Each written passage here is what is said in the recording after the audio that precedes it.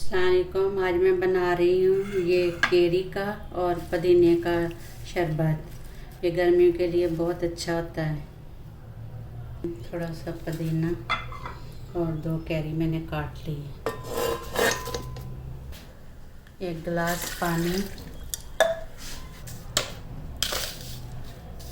और चीनी, ये काला नमक और ये काली मिर्चें।